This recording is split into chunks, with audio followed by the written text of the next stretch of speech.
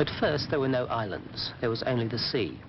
Beneath the surface, volcanoes were pushing upwards until their stark cones created a Y-shaped archipelago in the great ocean.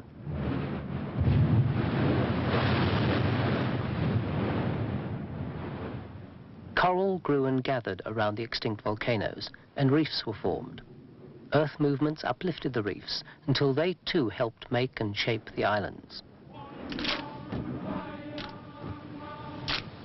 The Pacific is the last area on Earth that man has occupied. People first came to these islands 4,000 or 5,000 years ago. Since then, they've arrived in a series of waves from different regions at different times.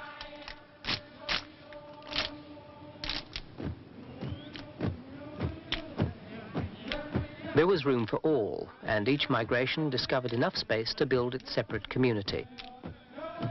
Melanesians were settled throughout the 80 islands with their own languages, custom and culture by the time the explorers came from Europe.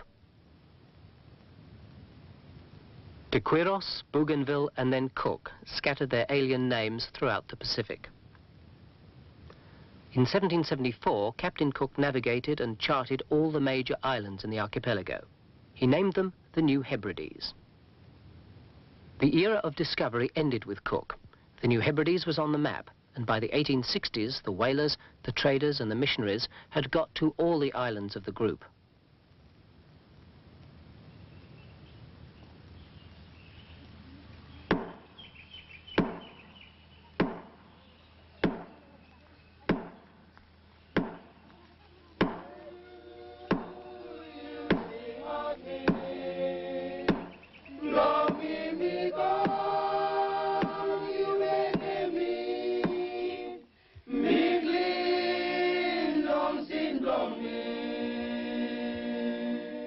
A technically dominant culture had come in force to impose its will on the earlier arrivals.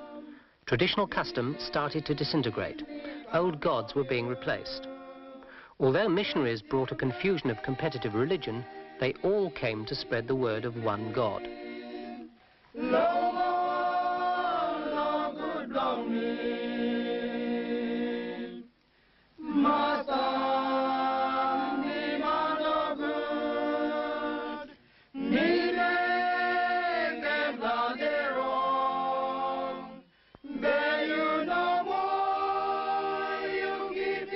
Missionaries did everything they could to stop the blackbirding of indentured labour to the sugar plantations of Queensland and the Pacific colonies, but many died en route.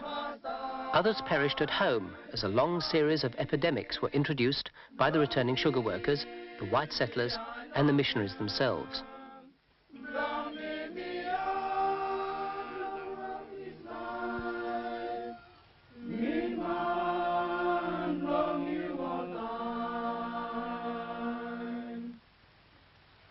The last resource was the land itself.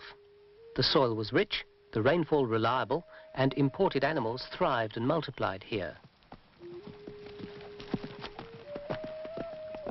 British and French planters bought large areas of land from the islanders, who had a very different concept of land ownership.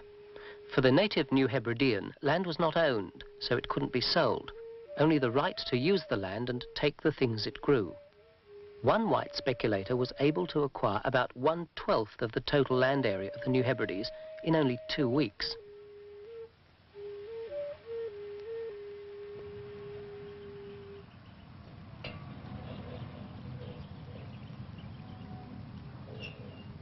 France saw the New Hebrides as an ideal home for liberated convicts who'd served their time in New Caledonian jails. Britain was anxious to prevent France from taking possession of the group, although she was unwilling to assume the responsibility herself. Proposals, gunboat diplomacy, missionary agitation in Australia, and counter-proposals led to an extraordinary compromise. In 1887, France and Britain set up a joint naval commission to safeguard order in the New Hebrides. Although the compromise was impossible to implement, it staggered along for 20 years until being replaced by an Anglo-French condominium, which was charged with the joint administration of the New Hebrides.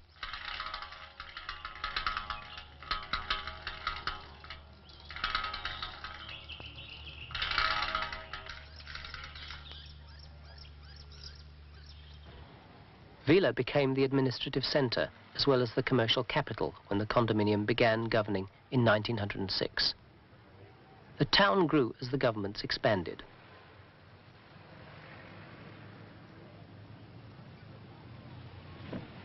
The last British resident commissioner, Andrew Stewart, inherited the results of a tradition of over 70 years of condominium rule. Technically, the country was never a colony. It was a region of joint influence over which neither Britain nor France had any territorial sovereignty. Inspector General Robert, the last French resident commissioner, shared the responsibility of maintaining this unique form of government, of making the unworkable work.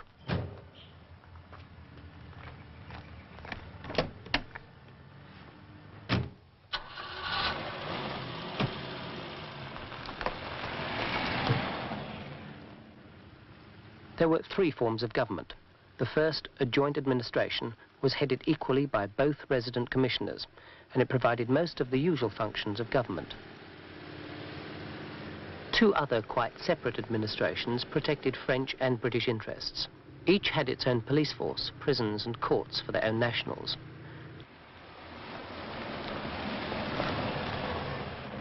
They also provided care and education. As far as New Hebrideans were concerned, the churches were the only effective administration. The great majority, the Protestants, looked to the British in their areas, and the Catholics to the French. Divisions were created as the people became influenced by the church of their allegiance, the administration that governed them, and especially by the school system that operated in their district.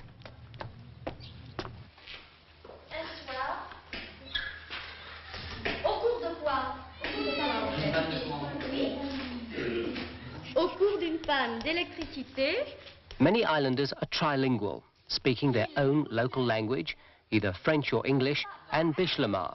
Through the dual education system, they absorb not only another language, but either the French or British culture and bias that controlled their society.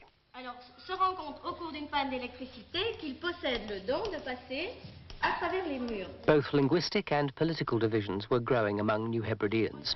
New words had to be invented to describe people who, in their own land, were not black Frenchmen or black Englishmen, they were francophone and anglophone.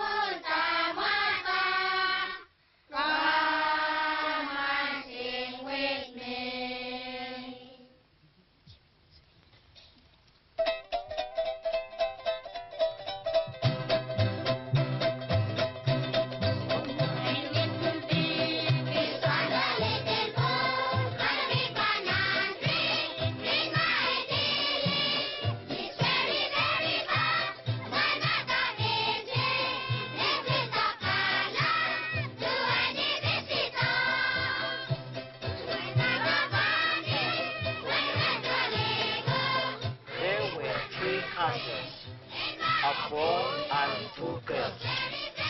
There was a boy called Len. Was a nice truck. You got a truck in your house? What about you? What are you doing here, boy? You're drawing a house. What about you here? What are you doing there?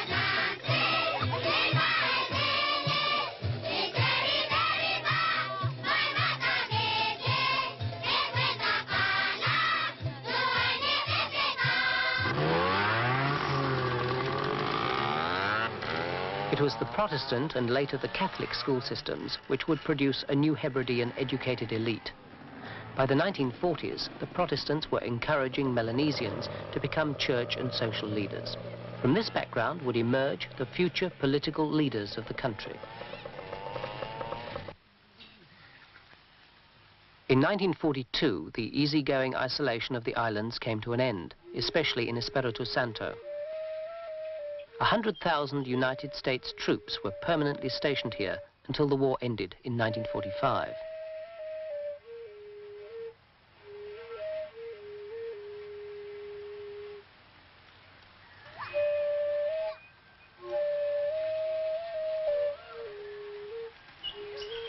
Santo's main town changed almost overnight as a spectacular war machine turned a sleepy little European settlement into a massive forward military base. 500,000 US troops went on from here to fight the Japanese in the north.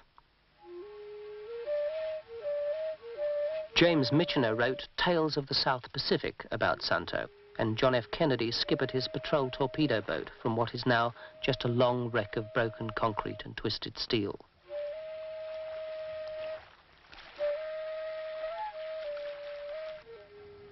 The end of the war was the start of the decline of colonial influence. New Hebridean political aspirations didn't cause any real impact until 1971, when Americans were buying up large areas of land here. The land issue caused Jimmy Stevens' Nagriamel movement in Santo to present a petition to the United Nations, and quite separately, the first political party was formed. Political parties quickly developed under the banners of the return of land, unity and independence. France and Britain were forced to agree to a representative assembly, and elections followed. Lemon. Abstention. Lini. Lini. In November 1979, the Vanuatu party, on a platform of early independence, gained a two-thirds majority in the national representative elections. Lini. Votes are being counted now to elect a chief minister. Nomination for chief minister, Lemang 3, abstention 3, Lini 26. As chairman of this assembly, I declare that Father Walter Lini had been elected as new chief minister for the New Hebrides government. Vanuatu's resounding victory was no surprise, but they also won, by a narrow margin, the regional elections held on the islands of Santo and Tanna. The opposition was surprised and shocked by this. They'd expected a clear majority. I, Walter Hedy Lini. The regional election results set the scene for the hostilities to come. It was to be a troubled 8 months before Father Walter Lini was to lead the country to independence. Being duly elected Chief Minister, swear by Almighty God that I will faithfully carry out the duties of my office and serve the people of the New Hebrides without partiality, fear or favor. So help me God. The defeat in the regional elections brought about immediate opposition, frustration and anger in Santo and Tanna. Jimmy Stevens led his Nagriamel bushmen into the streets to threaten government supporters who were from other islands. The message was clear. You're foreigners. Leave Santo. Go back home, or else. Standover tactics were used in Tanna as well. Trouble flared up again in February, when Jimmy Stevens renamed Santo as the Republic of Wemerana and declared its separate independence. The following month, the government named the date of New Hebrides' independence as July 30th, 1980. There were the usual delays before it was ratified, first by the British and later, with extreme reluctance, by the French. Independence was now a reality and acted as a catalyst for the dissidents who struck again in late May. Order was restored in Tanna by the British Police Mobile Unit, but this time a well-organised and well-armed group of Santo residents, mainly French citizens, allied with Jimmy Stevens, determined to force the separation of Santo. There was plenty of help and encouragement from outside the New Hebrides. The American-based Phoenix Foundation invested at least $250,000 to supply Wemerana with a pirate radio and even its own passports, coinage and constitution.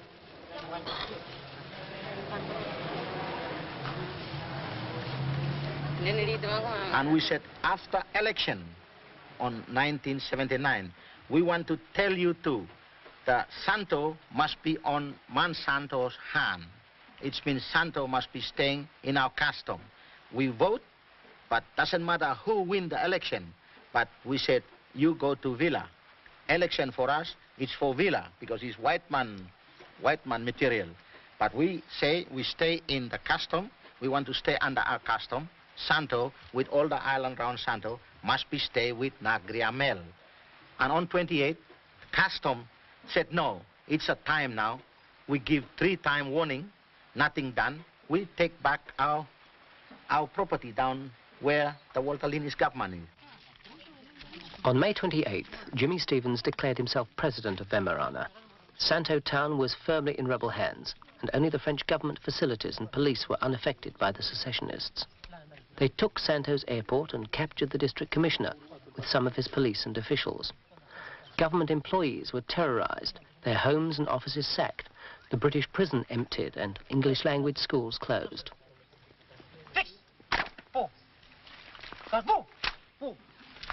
Rebels soon controlled all New Hebrides government services, the post office, radio, and all forms of transport. Even the old American wartime airstrips were permanently blocked and patrolled against possible retaliation.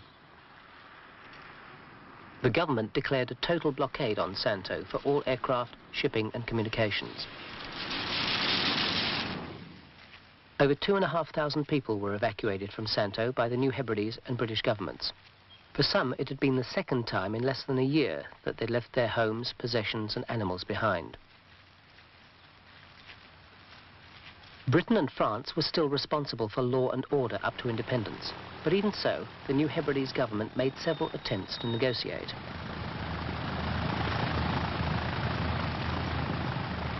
Most of their efforts, even to meet the rebels, were rejected, and the chief negotiators, Barak Sope and Salam Malissa, were turned back several times. We've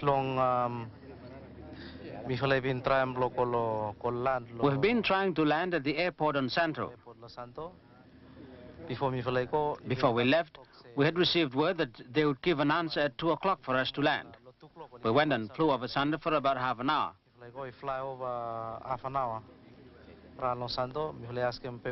We asked for permission 3 or 4 times, but the reply we received was negative. At first, there were about 3 trucks blocking the runway. Then later, another 10 trucks joined them. We repeated our request to land, but they said no.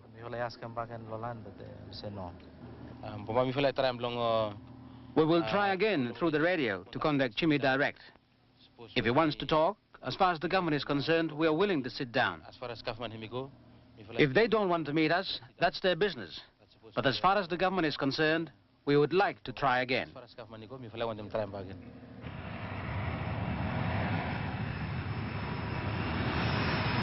18 days after the secession, 200 British Marines landed here.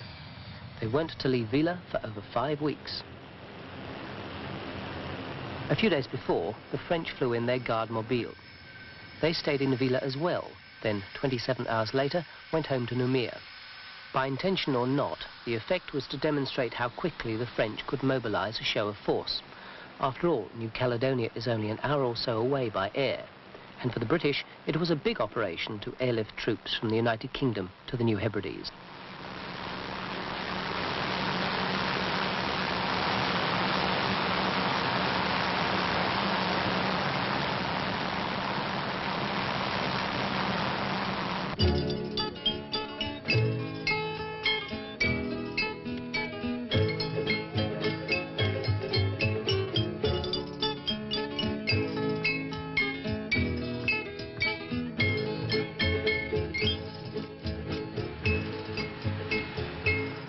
In Vila, as in most places, life seemed to go on as normal. Tourists wandered around, did their shopping, and tried out their new cameras over a drink at the Rossi. They visited the market, then went back to their cruise ships, wondering what the fuss was about.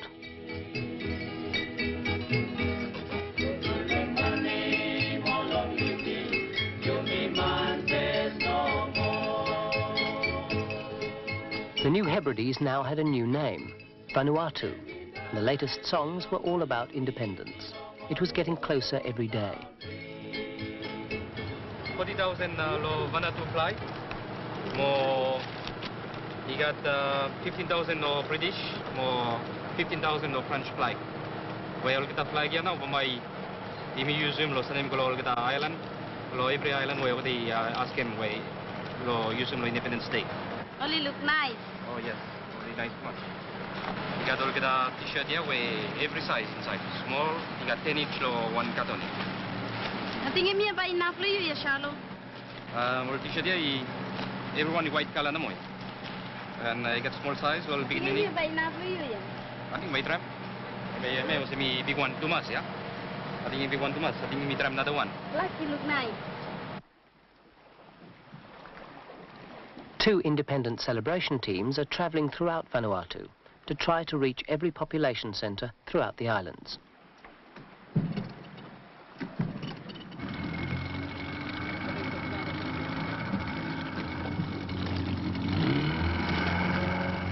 Messages are sent ahead by Radio Vanuatu for village leaders to come together to meet the teams, to ask questions and decide who will go to Vila to represent them, and where and how they will celebrate Independence Week in their own communities. David Tanarango heads the northern team. He's an Anglophone and his colleague is a Francophone. Together they can give everyone the chance to learn about independence, to see and understand the significance of their flag, hear their anthem, and know the meaning of their country's new name.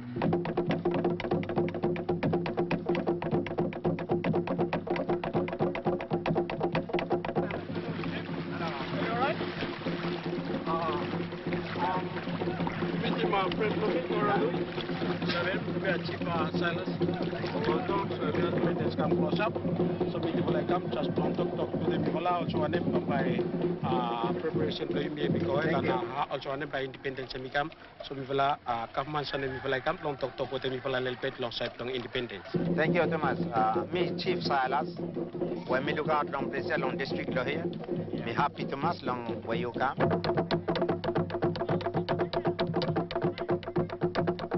Some villages have already decided amongst themselves the centres where they will celebrate. They've started to clear a site and buildings are going up to house visitors who will come from all the neighbouring villages. I have come in the name of the government and want to hold a meeting with you. I want to talk about our independence. Our independence is coming closer. I don't represent the French government, the British government or the Vanuatu government. I have come to talk to you about our independence, how we will celebrate independence, and how independence will affect you. Celebration of independence and also now by independence. So any more questions that you ask about politics, I will not be able to speak on it. I'm very sorry, I cannot answer any questions about politics.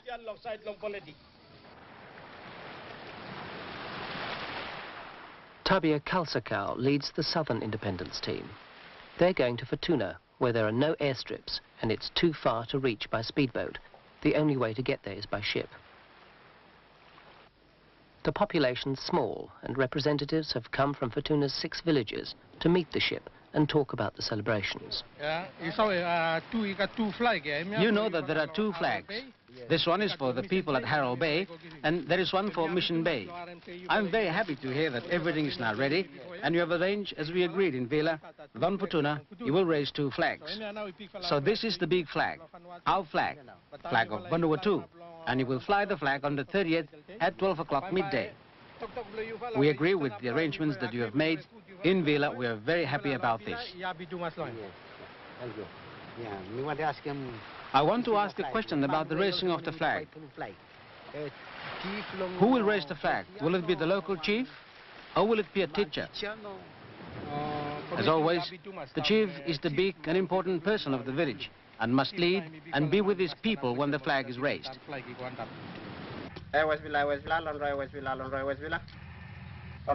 Preparation independent and Balikam Lohem. Okay, make good thank you. Thank you. In Island July, 1980, everyone he come one day.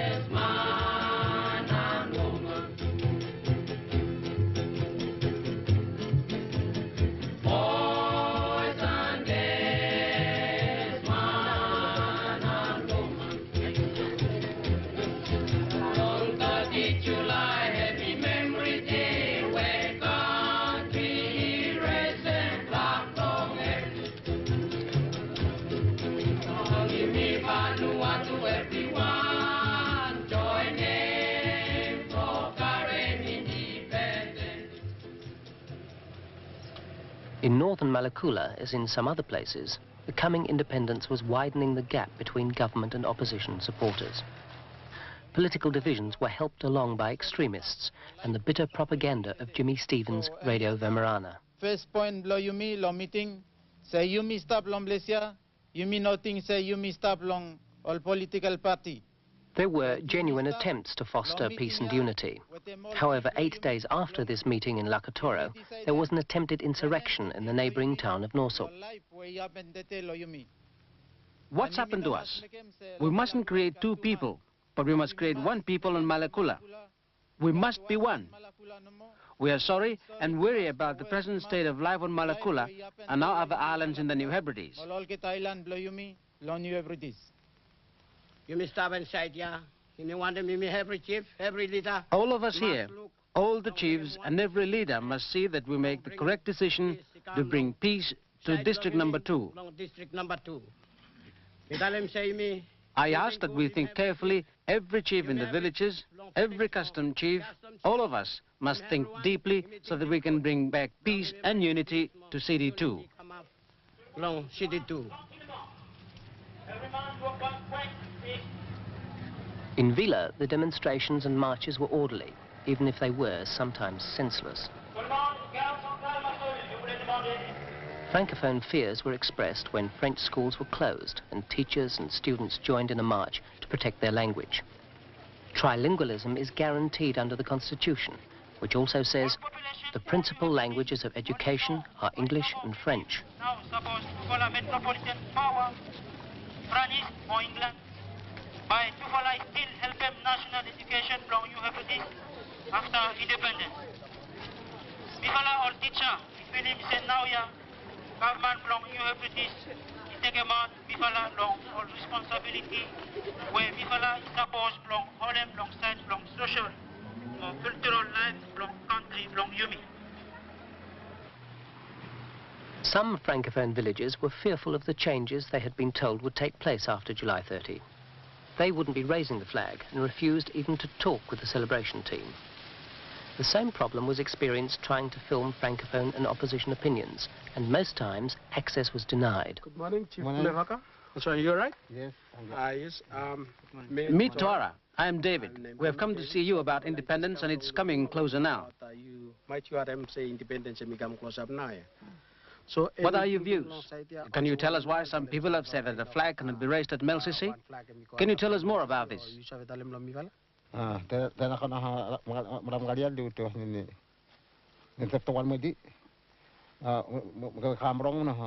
Thank you. I can't explain what the chief has said. He said that the flag could have been raised at Melsisi. But because of what Vincent Boulacon said in our meeting, that after independence, many things will happen. The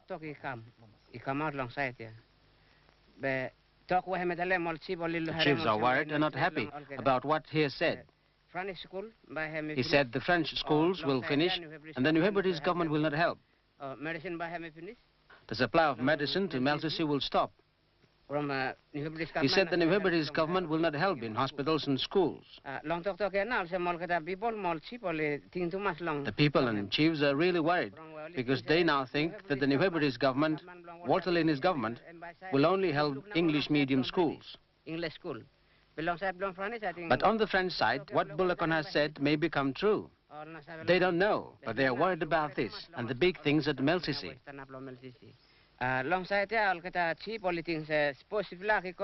The chiefs think that if the flag is raised at Potnapni, they will support it. They will go, and Chief Domenico will go to Potnapni with his people. But some of the chiefs think that people from Melsisi will not go because of what Boulacon has said. Francophone students at Vila's Technical High School have been working hard for many months on their contribution to independence. They created a mural on the House of Assembly and are making gifts to be presented to the representatives of other nations coming here for the founding of the Republic. À partir d'une photographie qui vient du musée d'Oxford et que nous supposons venir de la collection de Cook. Their teacher, Jackie Baudin, explains how his students are making 70 copies of a null-null. The design was taken from a photograph of the original Chiefs Club in the Captain Cook collection at Oxford University. Les élèves du lycée technique ont donc commencé la production en série de 70 bâtons de chef, copie d'un modèle ancien. Each time a job is finished or another shipment arrives, independence somehow takes on a new reality. It becomes more tangible, and the day is getting closer.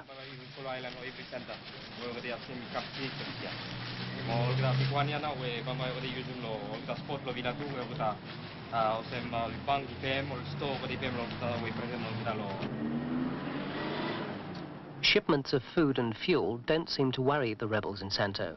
The blockade is a failure. It's impossible to police, and supplies and supporters are coming in by sea and air from outside Vanuatu. There's a well-run two-way route between Vila and Santo, and you can even book in advance by French police radio.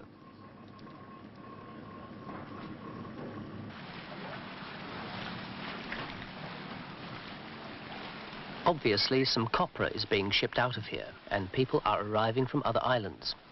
So-called provisional government leaders have come to help Jimmy Stevens try to impress the Anglo-French special envoys in their talks with the rebels. The negotiations were unsuccessful. But is that what we want? That's where But we are here, you see, to talk to Van Santo. Oh, I see. With Vanuatu's independence less than a month away, the British Marines still in Vila, and no sign of military action against them, the rebels appear to be confident. They can now try to spread the secession into other major islands in their area. I think the government stand is very clear. As far as Constitution is concerned, we're not prepared to see any changes to the Constitution. As far as the date of independence is concerned, we're not prepared to negotiate. But as far as discussing possible decentralized power of the government, we will be willing to sit down and discuss, because that is, as far as the Constitution is concerned, is something which we can actually discuss before independence.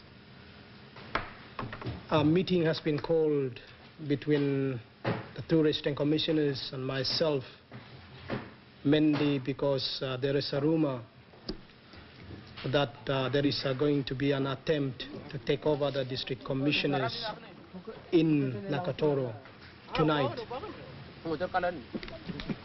My information is that the opposition in Santo have sent some people into North Malakula, and that the opposition to the government in Malakula have organized to take over North Malakula and declare it part of Santo, and hope to control the airstrip in Nosup and use Nosup as the administrative center. My understanding is that the Hercules plane will take the British PMU and some of the French PMU now to Lakatoro.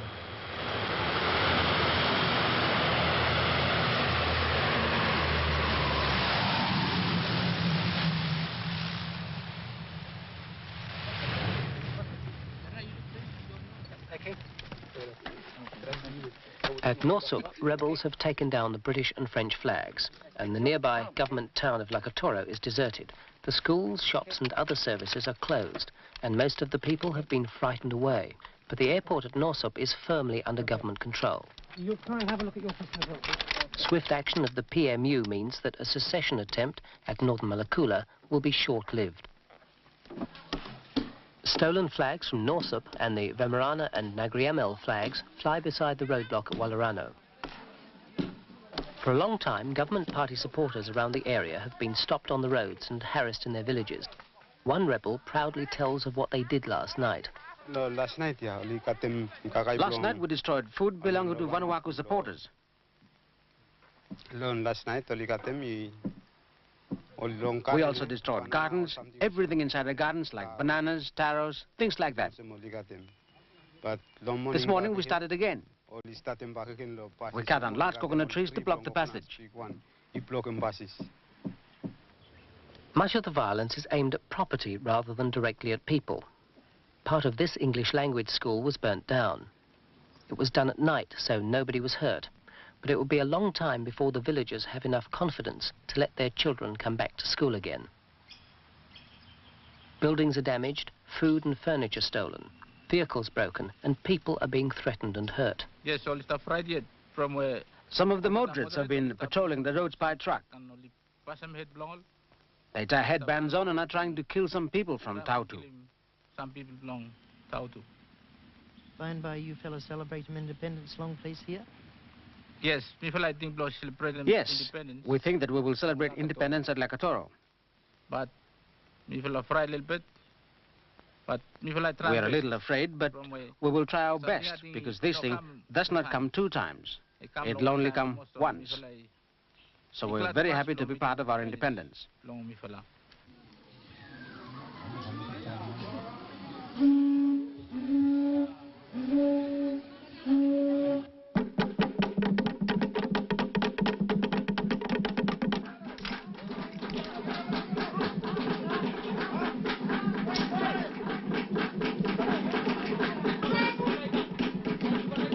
The last visit by the celebration team. They've been travelling for months and never sleeping 2 nights in the same place.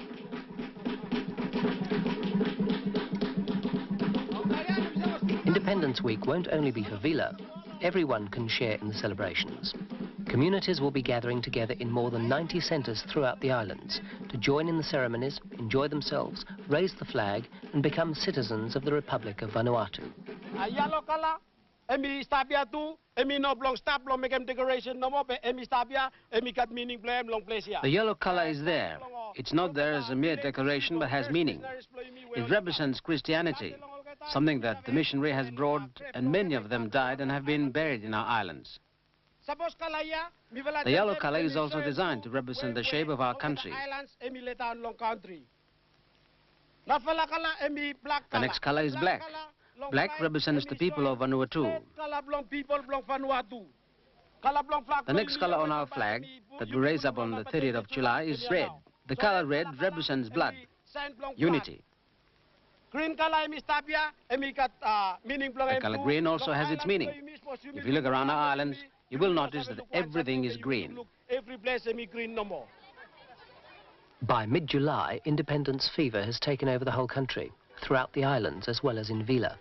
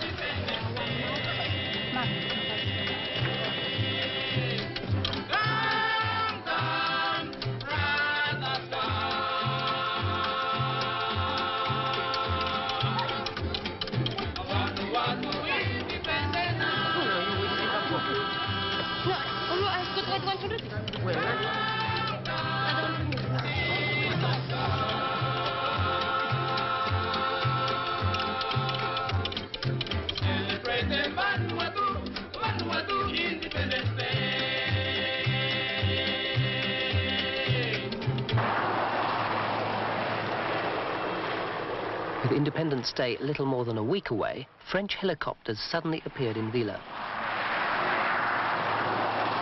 They were on their way to clear the airstrip at Santo. The French and British had agreed to act together at last. After 5 frustrating weeks, the British Marines were moving out and going to Santo, together with an equal number of French paratroopers, freshly arrived from Numia.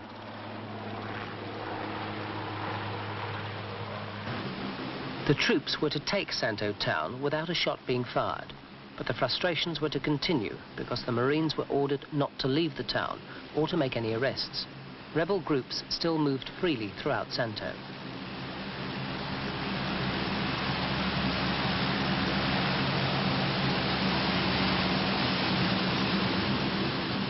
The stalemate was to remain until after independence. In mid-August, the British and French force in Santo was replaced by soldiers of the Papua New Guinea Defence Force.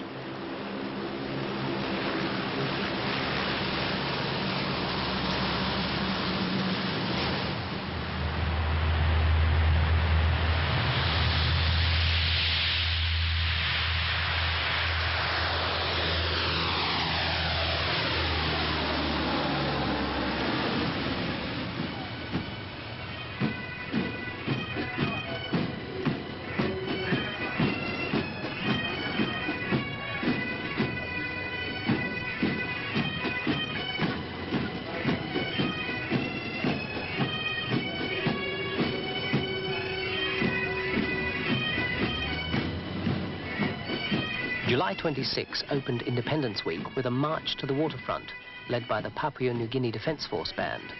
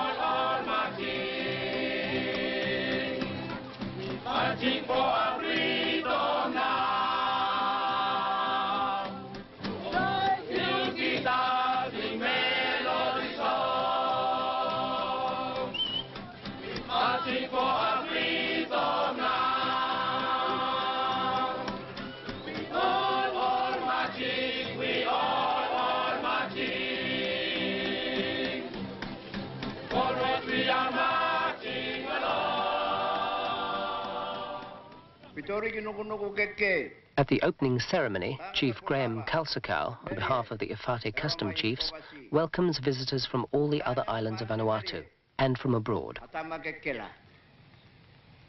All chiefs will come all different islands. All beginning, all man will come on different islands, don't take part.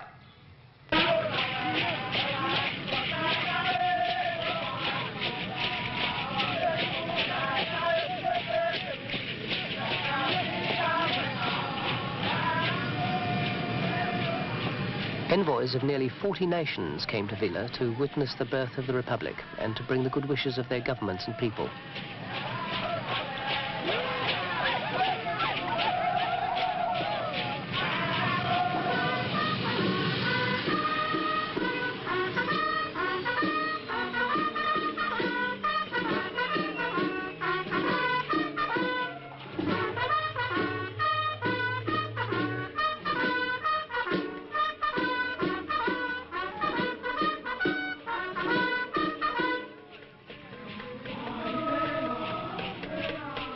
The Secretary of State for Foreign Affairs, Olivier Stern, came on behalf of the President of France and His Royal Highness the Duke of Gloucester as the personal emissary of Queen Elizabeth II.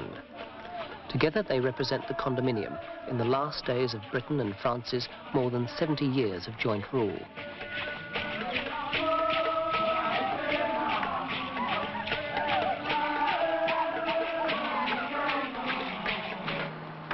Naval vessels from Papua New Guinea, Fiji, France, New Zealand, the United States and Australia are making goodwill visits to Vanuatu.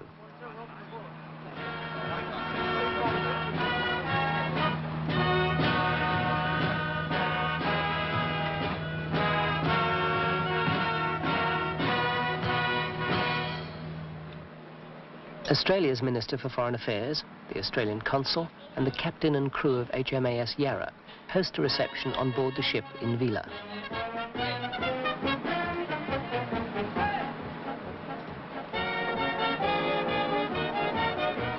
Australia has been the only country to maintain a consulate in the New Hebrides, and exactly at independence, when Vanuatu became a member of the British Commonwealth, Australia upgraded its representation to the status of a High Commission.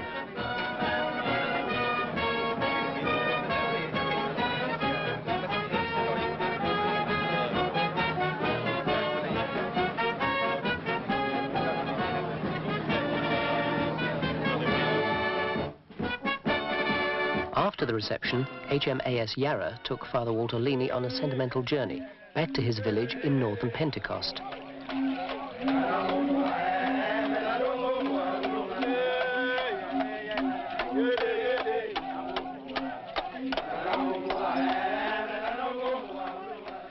The protocol and politics of Vila can be forgotten amongst friends and family, and with a grandmother who, for a while, can share a very personal independence celebration. Nanay van mulai ka doka hanga na van mulai na wang. Wangan baloan na kay buat main te kehibo. Kamaya dun hanga. Puri ka paya dun.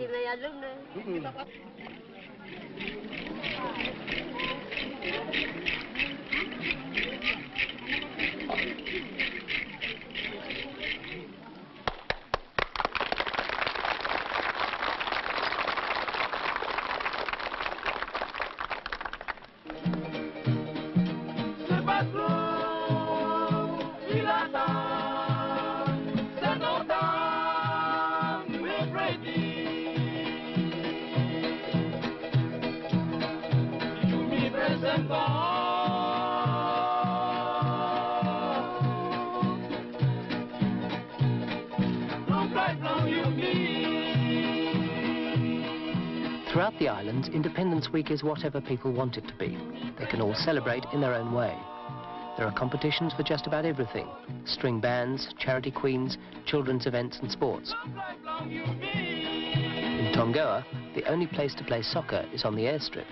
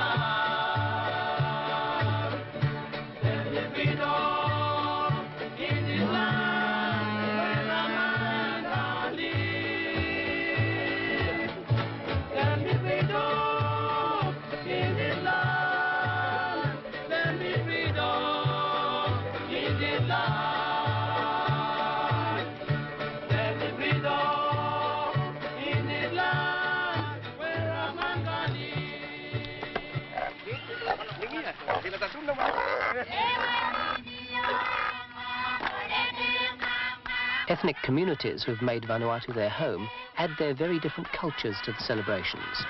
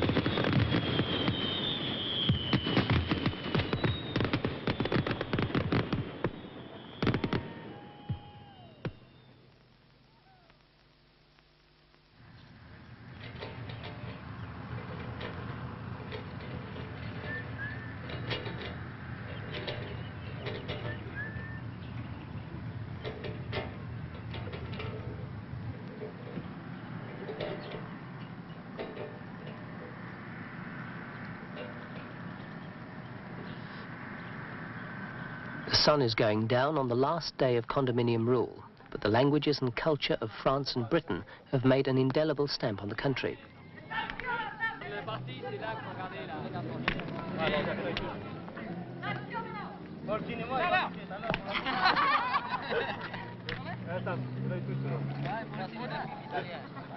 At 1 minute past midnight, the President and Prime Minister will be sworn in, and a little less than 12 hours later, the flag will be raised in Vila and throughout the independent Republic of Vanuatu.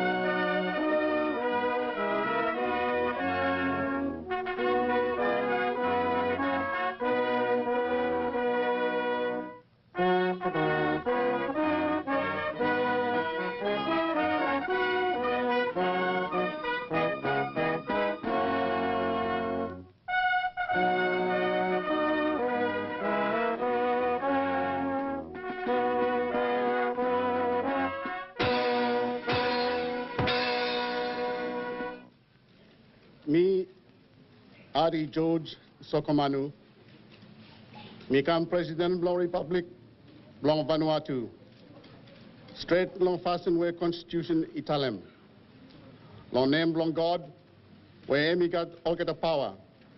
Me promise strong, long you fella say pambai me stand up strong, long make him country long Yumi, he follow him Constitution blong him. Pambai me block him all fasten, where you know follow Constitution yan. Mo Bambai me look out good, long right, long all get a man, long Vanuatu.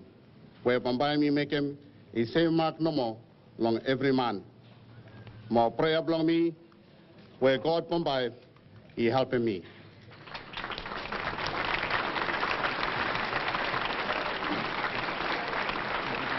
Today, me, Walter Hadi Lini, become Prime Minister Blong Republic Blong Vanuatu. Straight long fasten with Constitution Italem. Long name Blong God, we hemikat all get up power. Me promise strong, long you fella.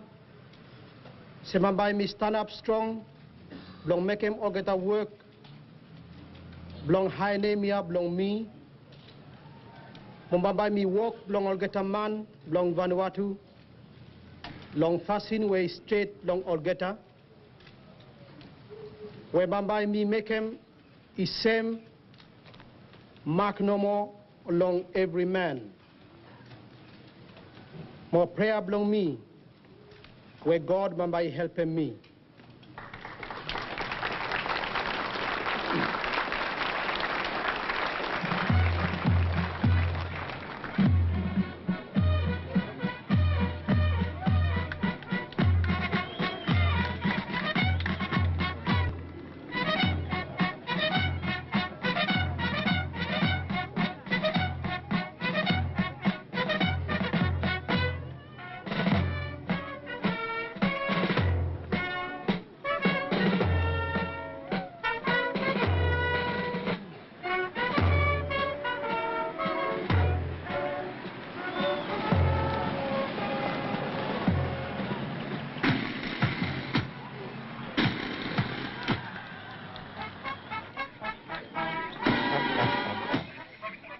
July 30, Independence Day. In Vila's former British paddock, now Independence Park, the French and British representatives arrive for the formal ceremony.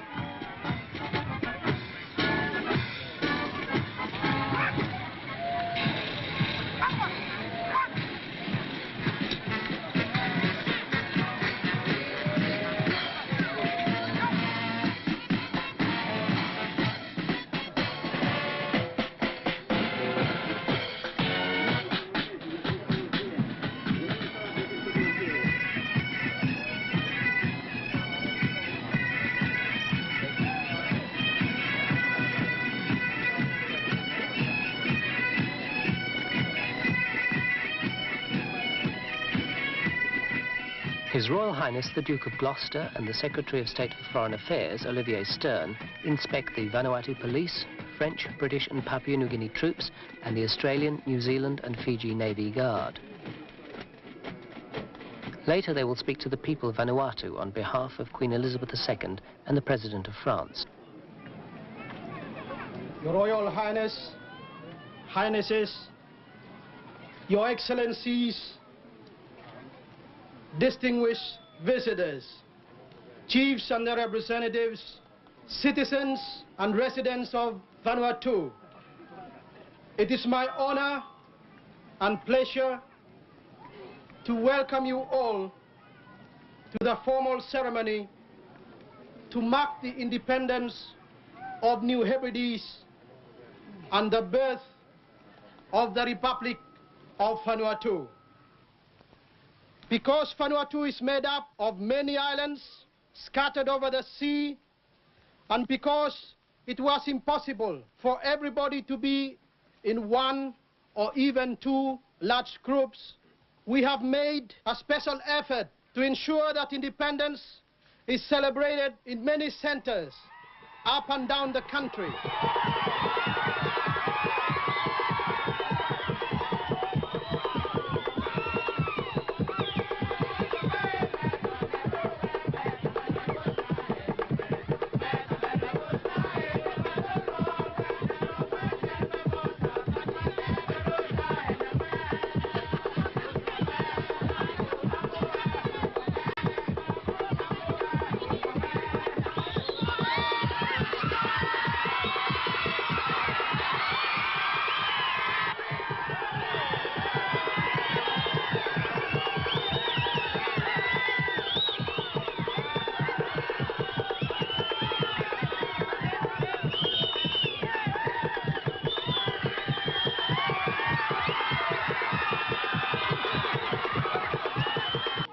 À votre peuple, pour que cette histoire se poursuive, comme vous le souhaitez, en gardant l'originalité et les vertus propres qui ont caractérisé vos populations depuis l'origine.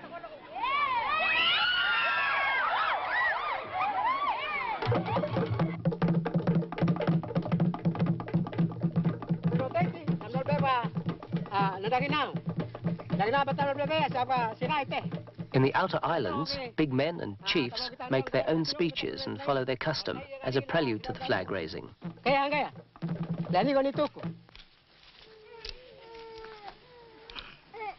Masama, uripo panhando labe, tamata bihangwana, lord independent rek. Pari batun tamata mule halan bungan pano. Kamal bungan pano. So he make him Congress ya, he give him power.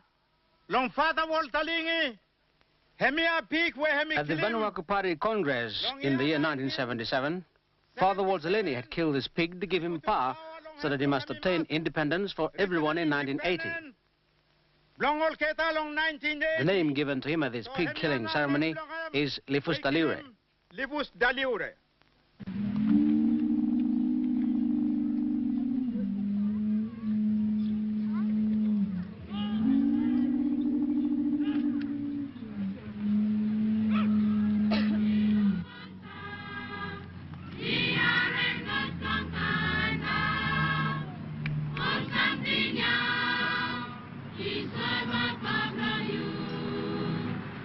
Nami misi, the president of you.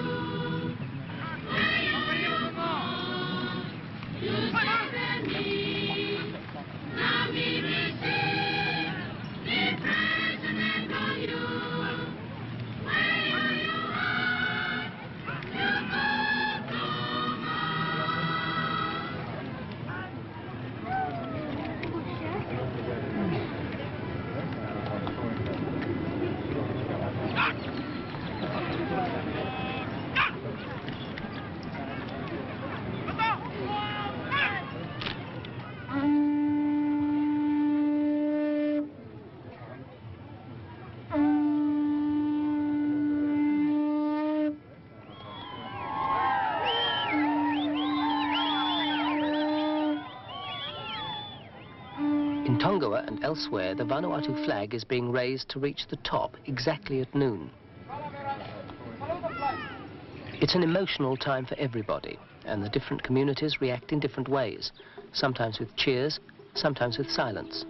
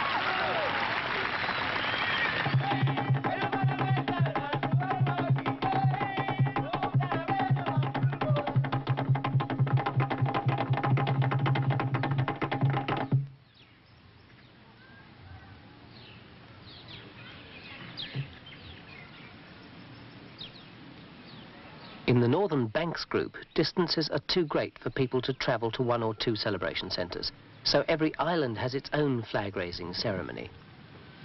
On the island of Motolava, the total population of over 1,100 people have come together for their Independence Day.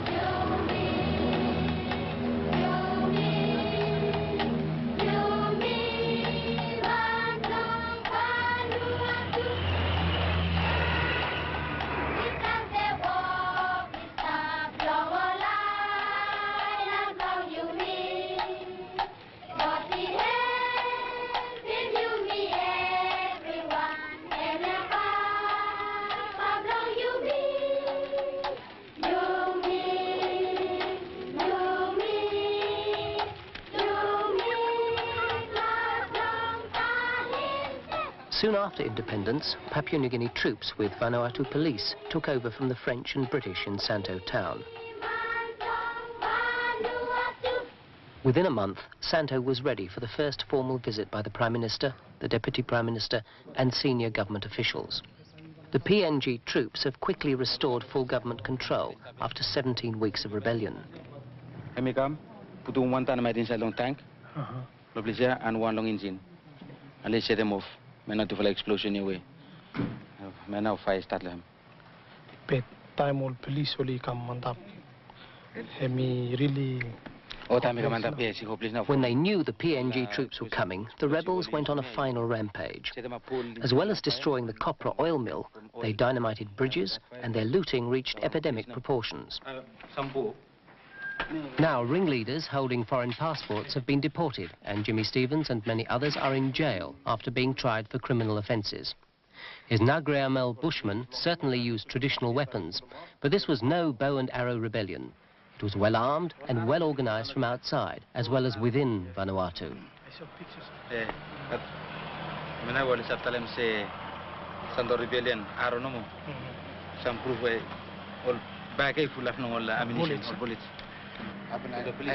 The refugees are slowly returning. They've come back to stay, and together with just about everyone else, they're at the town hall to listen to the Prime Minister. Me glad to mas long come back long Santo, and me come long tell them sambala talk when me what them say, I am very happy to return to Santo. I have come to speak to you, and I want you to listen and remember well what I have to say, so that you are encouraged and become strong. I don't want to make a long speech because it is now time for us all to work. It is time to make Santo Town come to life again. It is time to restore all businesses in Santo. It is time for us all to rebuild our lives in Santo. Men, women, and everyone who had left Santo must rebuild so that life can return to normal as it was before. We must thank the government of Papua New Guinea for their response to my request to send some of their men to come and help the Vanuatu police. Together, they restored law and order in Luganville town. What is law and order? Law to make sure that peace and harmony will exist between all the people of Vanuatu. Lawyer winim, lawyer blong make sure say got peace with them harmony between every people who is blong Vanuatu.